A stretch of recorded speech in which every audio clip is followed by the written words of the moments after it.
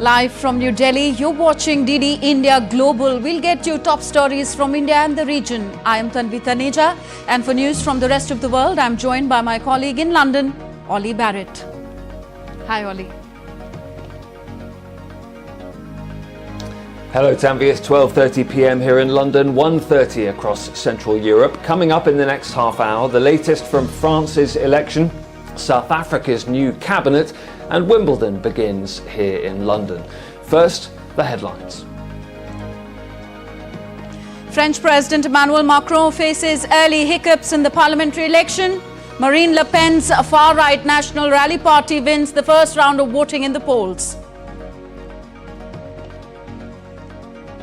British opposition Labour Party leader Keir Starmer claims his was the only party capable to meet the challenges posed by the rise of far-right parties.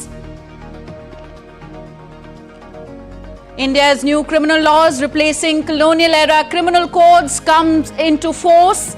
Discussion underway on motion of thanks on President's address in both houses of India's parliament. And Kremlin expresses concern over Ukraine increasing their military presence along the border with Belarus.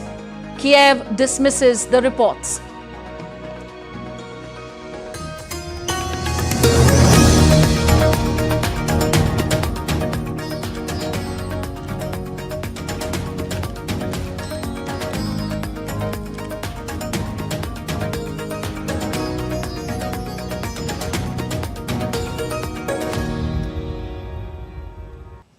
Our first news from Europe. In France, the far-right National Rally Party led by Marine Le Pen has claimed a historic win in the first round of parliamentary elections with over 33% of votes. The left-wing New Popular Front coalition secured 28% votes, while President Emmanuel Macron's alliance stands at a distant third with just 20% votes.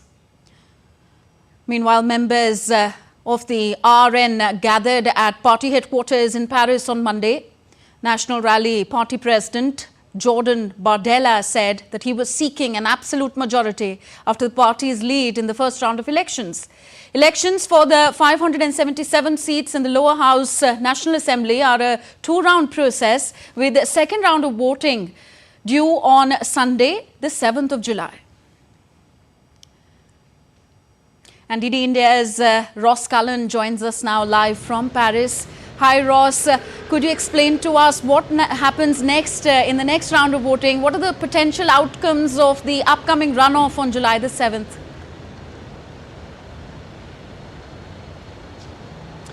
Hi Tanvi, potential outcomes are an outright majority for the National Rally, France's far-right populist party. That's something that Marine Le Pen, the party's figurehead, was saying on Sunday evening, that nothing is won yet. There's still the second round to come. Voters still need to mobilise and vote for the far right if they want to ensure a government with a majority, to ensure Jordan Bardella as the new Prime Minister. Another outcome is that there is a unity behind perhaps the left-wing coalition, the four-party, Greens, Socialists, Communists and Far Left coming together for the new Popular Front umbrella. That's the name of their coalition. They came second in the preliminary results on Sunday in the first round of the election. They have also got aspirations for a majority and to be able to install a left-wing Prime Minister. Another option, which a lot of people are discussing, is a hung parliament. Perhaps the National Rally is clearly the largest party, but falls short of the 289 MPs it needs to secure a majority, maybe getting 270, 280 MPs. And in that case, there would be more gridlock. We would have a lot of uncertainty. The National Rally wouldn't be able to potentially have a Prime Minister. They would be the biggest party. Could they strike any deals? There is this hard core of centrist voters that the government believes, who do not want to see extremes from the left or the right take power, and they do believe that they could potentially hold on to some form of power or a transitional government. There's a lot up in the air, Tanvi, when it comes to all the different ramifications, but we do know one thing is for certain: Emmanuel Macron's gamble backfired, he's been humiliated, and the National Rally is now France's premier political force. Okay, talking of Emmanuel Macron, Ross, is this an existential crisis for Macron and his party? What has led to this change and what is sentiment against him? Emmanuel Macron is known as a political gambler. In 2016, he went behind his political mentor, the then President Francois Hollande. He was a member of the Socialist Party and set up, as a surprise to the incumbent president, set up his own party, his own political movement, ran for president, gambled and won. Secured a majority for his new party, secured a majority for himself, and then backed that up with a second consecutive presidential election win in 2022. This time, though, he's taken another gamble, which has backfired. He has been humbled. His political movement is seemingly on its last legs as well, after losing the European Union election and now coming a third in his own domestic election. But for Emmanuel Macron, he says that one thing he knows is that he is not going anywhere, determined to see out the remaining 3 years of his presidential term, not due to leave office until 2027. Interesting. Thank you, Ross, for those updates. Ross Cullen joining us from Paris. Now, there's been a reaction from Russia as well on the French elections. Kremlin spokesperson Dmitry Peskov said that Russia is closely following these elections, adding that the results reflect broader European trends. We are following the course of these elections very closely, and the trends that have previously emerged in a number of European countries, including France, are being confirmed. We will wait for the second round, although the preferences of French voters are more or less clear to us. Now, citing these gains made by Marine Le Pen's far-right national rally in the first round of French parliamentary election, British opposition Labour Party leader Keir Starmer has urged progressive parties across the world to adapt and understand their voters. My colleague Ollie Barrett is in London. He gives us more on this and other stories making headlines around the world. Ollie, so final week of campaigning in the UK. Yeah, Tanvi, just days away now from the vote on Thursday here in Britain, when voters will elect lawmakers to fill all 650 seats in the UK's House of Commons, and the leader of the party that secures a majority will be the next Prime Minister. British opposition leader Keir Starmer and the UK's Prime Minister Rishi Sunak are in the last leg of their respective campaigns. The leader of the opposition, Keir Starmer, says that progressive parties around the world have to understand voters affected by mainstream politics. And that's in response to the gains that you've been talking about, Tanvi, made by Marine Le Pen's far-right national rally in the first round of the French parliamentary election. Speaking at a campaign event, Keir Starmer said that progressive parties such as his are the only ones that can meet the challenges posed by the rise of the far right. We need to address the everyday concerns of so many people in this country who feel disaffected by politics, who feel that on this Thursday feel either that the country's too broken to be mended, or that they can't trust politicians because of what the Tories have done after the last 14 years. We have to make that progressive cause, but we have to, in making that, understand why it is, certainly in the United Kingdom, after 14 years of chaos and failure. Bulgaria's President Rumen Radev has handed Rosen Zelyashkov of the centre-right GERB party a mandate to try and form a government. This after it won the most seats in a parliamentary election last month. Zelyashkov, a former parliament speaker, said after receiving the mandate that he's putting forward a proposal for a minority government. Radev will forward the GERB proposal to Parliament, which would then be due to vote in the coming days.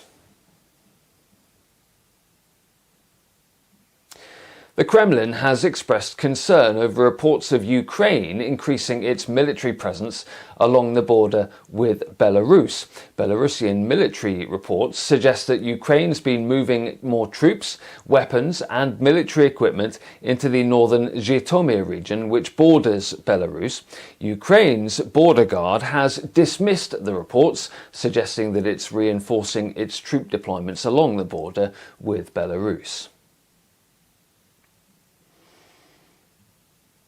South Africa's President Cyril Ramaphosa has appointed a cabinet of ministers in the Government of National Unity. The cabinet includes 9 of the country's 11 parties. DD India's Leon Senyange reports. The expanded cabinet of 32 ministers will lead South Africa's first national coalition government. But the announcement comes after lengthy wrangling between the country's largest 2 parties, the African National Congress and the Democratic Alliance, over negotiations on allocation of positions. The ANC will now have 20 ministers and 33 deputy ministers. The Democratic Alliance, which took second place in the elections, will have its leader John Steyn Hussein take up the position of Minister of Agriculture, with 5 of his DA members also getting ministerial positions and another 6 slated to serve as deputy ministers. The Patriotic Alliance, Good Party and Freedom Front Plus will each have a minister in the cabinet. It is the longest it has taken a newly sworn-in president to announce his cabinet, taking 11 days since the inauguration on 19th June. No single party obtained an outright majority for the first time in the South African general election, with the incumbent African National Congress Party falling to 40.2% in the elections. Leon Senyange reporting in Kampala, Uganda for DD India. The US Supreme Court is expected to rule later on a case concerning Donald Trump's claims of presidential immunity. The former US president is facing 4 charges related to attempts to subvert the results of the 2020 election. DD India's Jagruti Dave reports. Among the 4 charges levelled at Donald Trump, conspiracy to defraud the United States. On the last day of its term, the 9 justices of the top court will decide whether or not Donald Trump is immune from prosecution because of his position at the time as President of the United States. The trial has been held up for months as the Supreme Court considered Donald Trump's appeal. It is considered unlikely that the trial will begin before November's general election. And if Donald Trump regains the White House, it's possible that he could shut down the case altogether or even potentially pardon himself. Now, the former president has already been convicted of falsifying business records related to hush money payments. In this case, he has pleaded not guilty, claiming that the charges are politically motivated. Jagruti Dave in Washington, reporting for DD India. In tennis, the world's finest players will battle it out on the ultimate test of the grass court, with the 137th edition of the Wimbledon Championship beginning on Monday. Wimbledon is the penultimate Grand Slam tennis tournament of the year. It'll conclude with the men's singles final scheduled for July the 14th. All eyes will be on the defending men's singles champion, Carlos Alcaraz, who picked up his 3rd Grand Slam title in winning the French Open in June. Meanwhile, India's top men's singles player, Sumit Nagal, will make his maiden Wimbledon main draw appearance this year.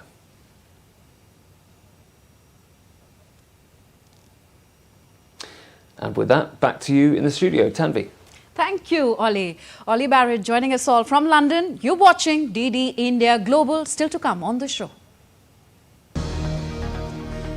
US-based Space Exploration and Research Agency names India as the partner country for their Blue Origin space flight.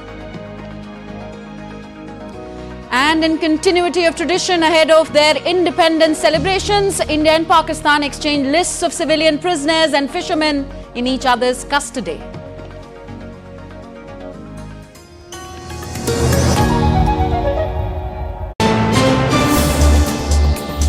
Voice of a rising aspirational world.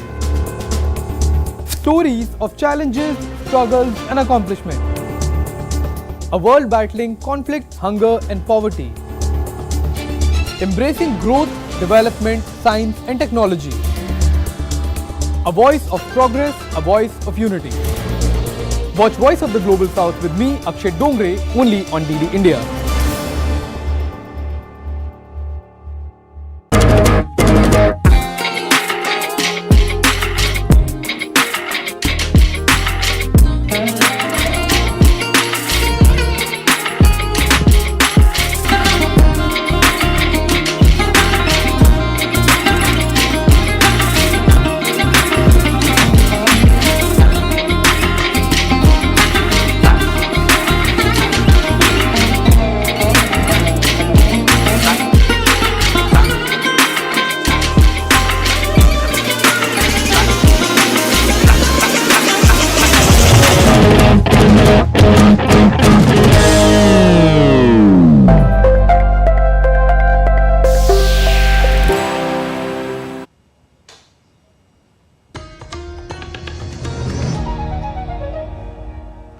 Welcome back. You're watching DD India Global. I am Tanvi Taneja. On to Asia now. India and Pakistan today exchanged through diplomatic channels simultaneously at New Delhi and Islamabad the lists of civilian prisoners and fishermen in each other's custody.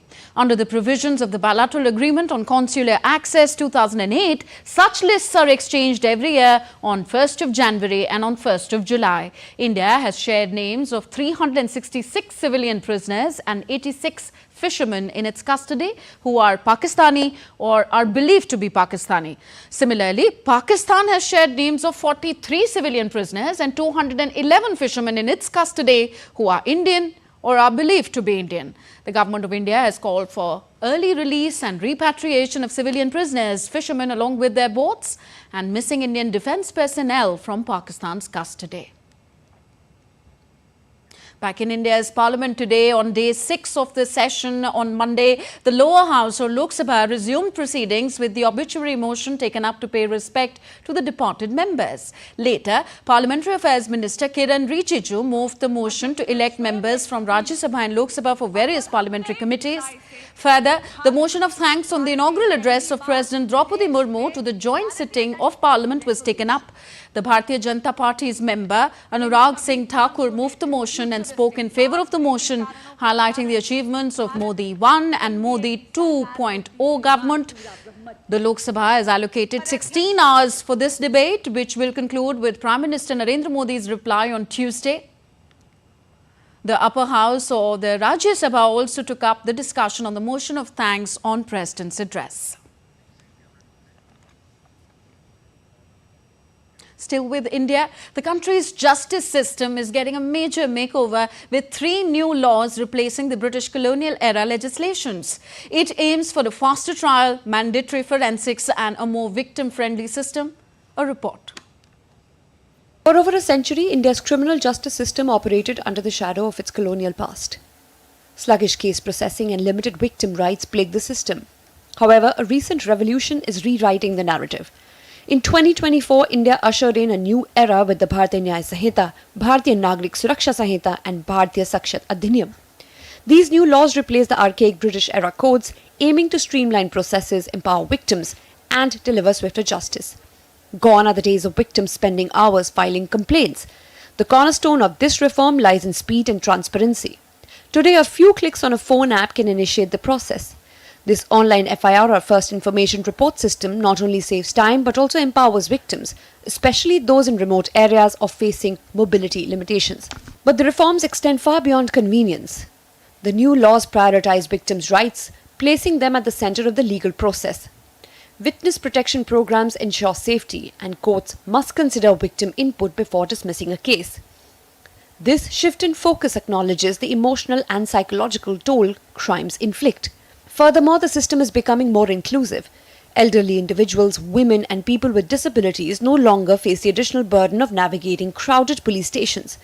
Investigations can now be conducted in the comfort of their homes, a small yet significant step towards accessibility. Technology can also play a crucial role in the new system.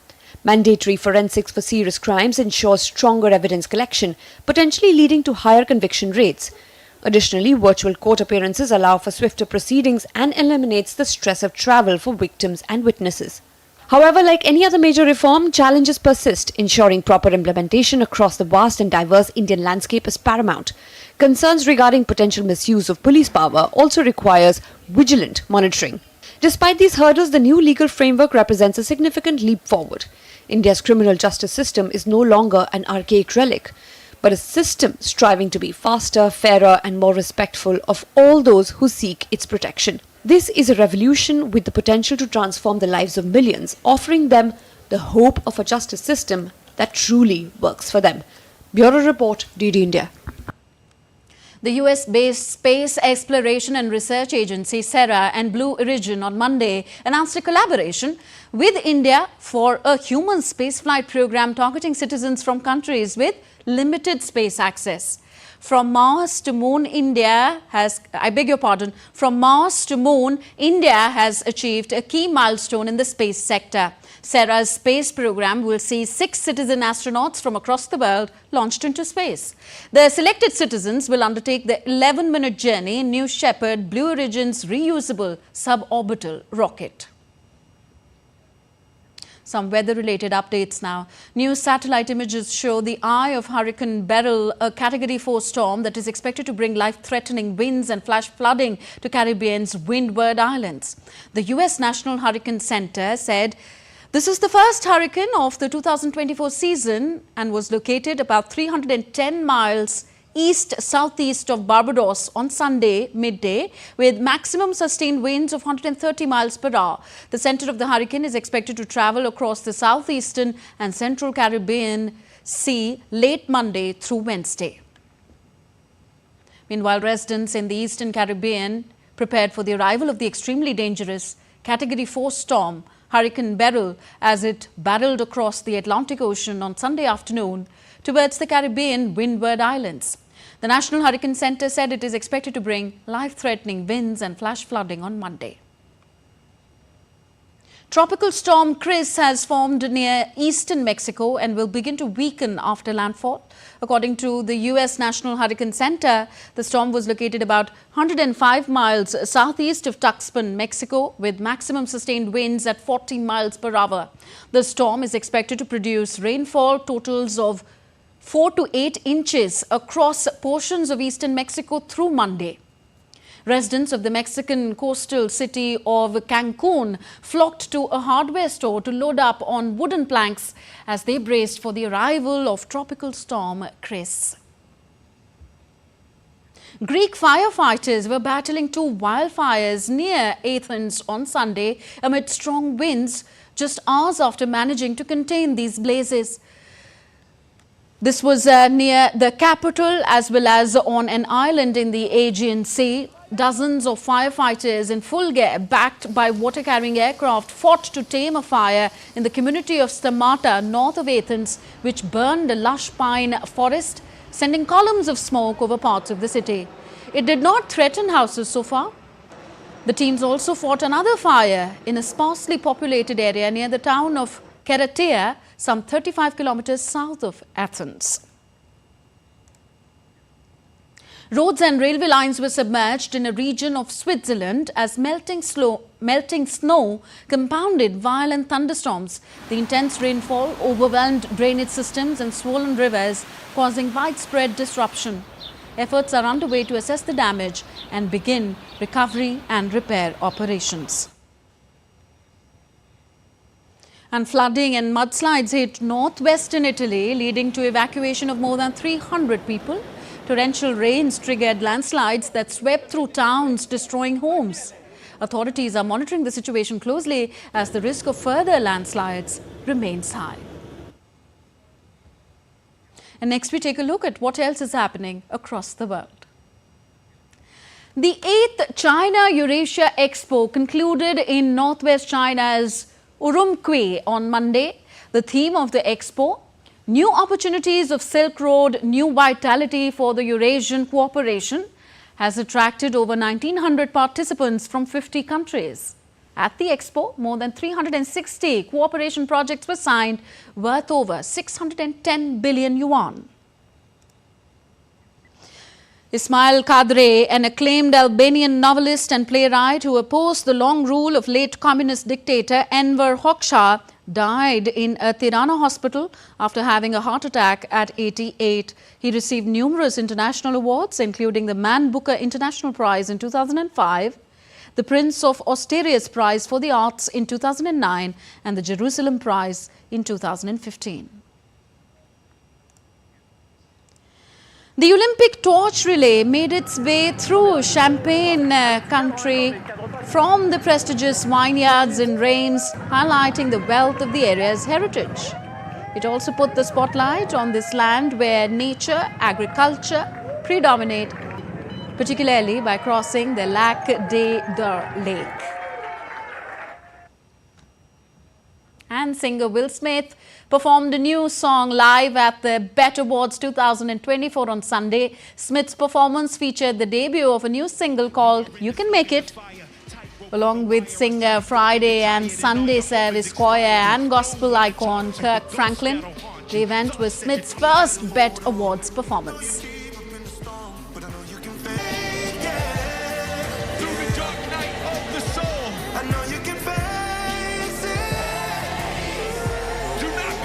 The harder you fall, the higher you soar. God opens a window when the devil closes it. Gifts require faith, so dry your eyes and then you'll find a way. So that was You Can Make It by Will Smith. That's all for this edition of DD India Global. Do let us know your thoughts on the news of the day. Connect with us on our different social media handles, Facebook, X and Instagram at DD India Live. And for those on the go, you can catch all the latest news and updates on our DD India mobile app. The app is available on both Android and iOS platforms. So we will be back with more news as it breaks here on DD India. I'm Tanvi Taneja. From all of us here in New Delhi, thank you for watching DD India Global. Namaskar.